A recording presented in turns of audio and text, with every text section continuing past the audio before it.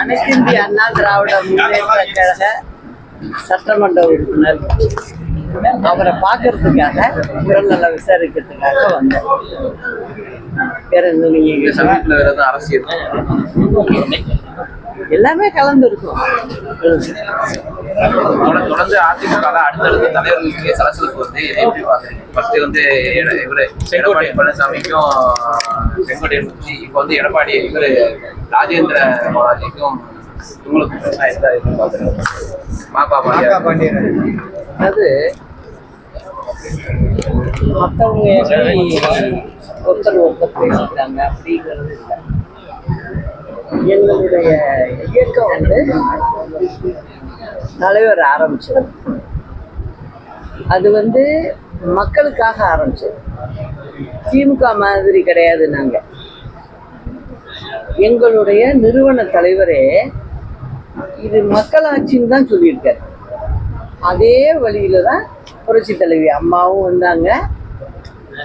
எங்ககிட்ட இருக்கிறவங்க எல்லாரும் அப்படித்தான், நானும் அதே வழியில தான் இருக்கேன். அதனால நல்ல ஒரு ஆட்சியை 26ல் நாங்கள் கொடுப்போம்.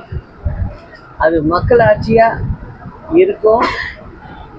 அதாவது வெளியில வந்து 4 பேர் நினைக்கலாம் இந்த அதிமுகவை சுக்குநூறா உடைச்சிடலான்னு.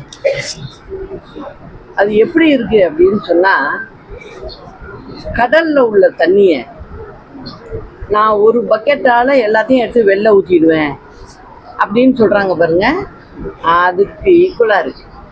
அதனால அனைத்து இந்திய அண்ணா திராவிட முன்னேற்ற கழகங்கிறது இது வந்து பொது ஜனங்களுக்காகவும் ஏழை மக்களுக்காகவும் உருவான கட்சி.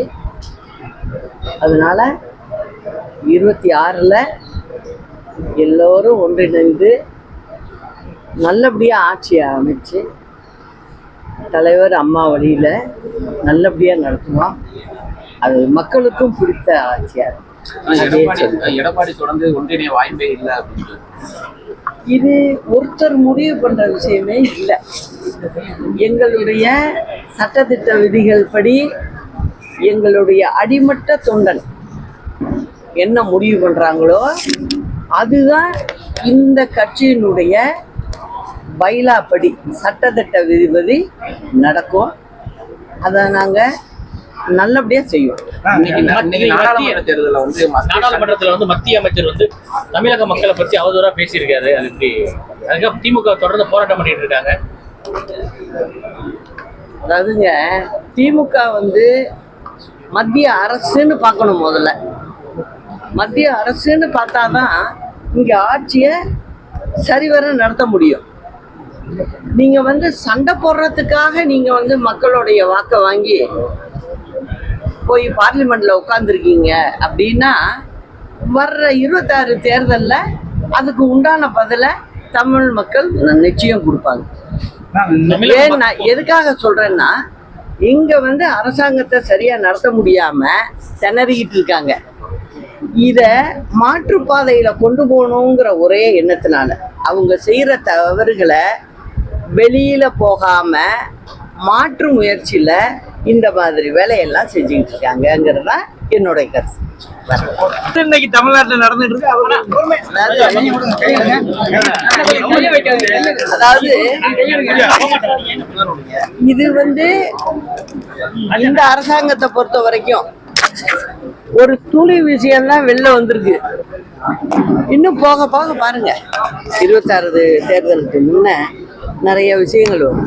ஏன்னா அந்த அளவுக்கு இந்த அரசாங்கத்தை சீர்கெடுத்து நடத்திக்கிட்டு இருக்காங்க. அரசாங்கத்தினுடைய முழு பங்குதாரர் இதுல பங்குதாரராக இருக்கு டாஸ்மாக்ல. அந்த டாஸ்மாக்லயே இந்த வேலை நடக்குது. அது மட்டும் இல்ல, ஒவ்வொரு ஃபேக்டரியிலையும் ஆர்டிஓ 2 தாசில்தார் இவங்க வந்து 24 மணி நேரமும் டியூட்டியில இருப்பாங்க. அவங்களும் அங்க இருக்கும்போது எப்படி பிளாக்ல லாரியில ஏற்றி வெளில போறது, எப்படி போகுது? இப்போ ஒன்று ஒன்றா கண்டுபிடிச்சிட்டு இருக்காங்கல்ல, எல்லாத்துக்கும் பதில் சொல்கிற காலம் திமுகவுக்கு வரும்.